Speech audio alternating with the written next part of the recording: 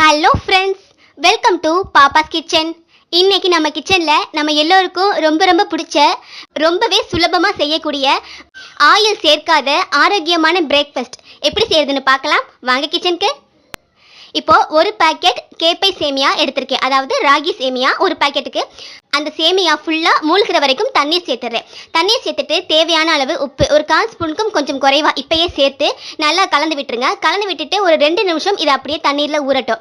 ரொம்ப ஊறிடுச்சுன்னா குழஞ்ச மாதிரி ஆகிடும். ஸோ நீங்கள் கையில் அமுக்கி பார்த்தீங்கன்னா ஒரு 70% லேசாக நஞ்ச மாதிரி இருக்கும். ஸோ அதுதான் சரியான பக்குவம்.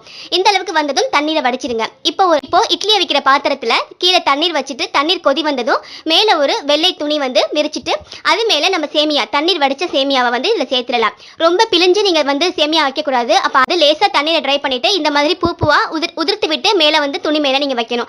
அப்போ தான் சேமியா வெந்து வந்த பிறகும் உங்களுக்கு பூவாக உதிரியாக இருக்கும். ஸோ பிழியாமல் இந்த மாதிரி பூவாக எல்லாத்தையும் சேர்த்துட்டு இந்த 4 முனையையும் மேலே வச்சு கவர் பண்ணிடலாம். இல்லைனா மூடியில் இருக்கக்கூடிய அந்த ஆவியில் அடித்த தண்ணீர் மறுபடியும் சேமியாலே பட்டு சொதன்னு ஆயிடும். ஸோ 4 பக்கமும் இந்த சேமியாவை கவர் பண்ணிவிட்டு மூடி வச்சிடலாம். மூடி வச்சுட்டு சரியாக ஒரு 5 நிமிஷம் அப்படியே வேகட்டும். 5 நிமிஷத்துக்கு பிறகு நீங்கள் ஓப்பன் பண்ணி பார்க்கலாம். பார்க்கும்போது ரொம்ப ஹார்டாக இல்லாமல் உங்களுக்கு பார்க்கும்போதே தெரியும் வெந்திருக்காண்டு. வெந்துருச்சுன்னா நீங்கள் எடுத்துக்கோங்க, இல்லைனா இன்னும் 2 நிமிஷம் வச்சுருங்க. சேமியா நல்லா வெந்த பிறகு அதை ஒரு பாத்திரத்துக்கு மாற்றிடுங்க.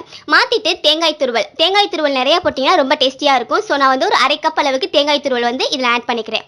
எடுத்துட்டு 3 அல்லது 4 ஸ்பூன் அளவுக்கு சுகர் சேர்த்துடலாம். சுகர் சேர்க்க பிடிக்கல அப்படின்னா நீங்கள் நாட்டு சர்க்கரை கூட நீங்கள் ஆட் பண்ணிக்கலாம்.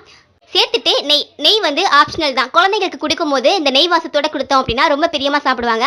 உங்களுக்கு தேவையில்லைன்னா அவாய்ட் பண்ணிடுங்க, ஒன்றும் பிரச்சனை இல்லை. சேர்த்துட்டு எல்லாத்தையும் கலந்து விட்டுருங்க. அவ்வளோதான். எல்லாத்தையும் ஒன்றா ஈவனாக மிக்ஸ் பண்ணி விட்டுட்டு நம்ம பரிமாற ஆரம்பிச்சிடலாம். நம்ம ஆல்ரெடி உப்பு போட்டு தண்ணியில் ஊற வச்சனால இப்போ உப்பு சேர்க்க தேவையில்லை. ஸோ எல்லாத்தையும் ஒன்றா கலந்து விட்டுட்டு குழந்தைங்களுக்கு கொடுக்க ஆரம்பிச்சிடுங்க. ரொம்பவே சூப்பரான ஹெல்தியான பிரேக்ஃபாஸ்ட். அது மட்டும் இல்லை, ஆயில் சேர்க்காம ஆவியில் அவிச்சு செய்யக்கூடிய உணவு வகைகள் ரொம்பவே ஹெல்தியான ஒன்று.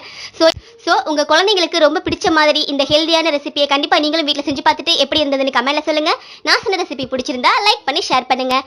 மறக்காமல் சப்ஸ்கிரைப் பண்ணுங்கள். தேங்க்யூ.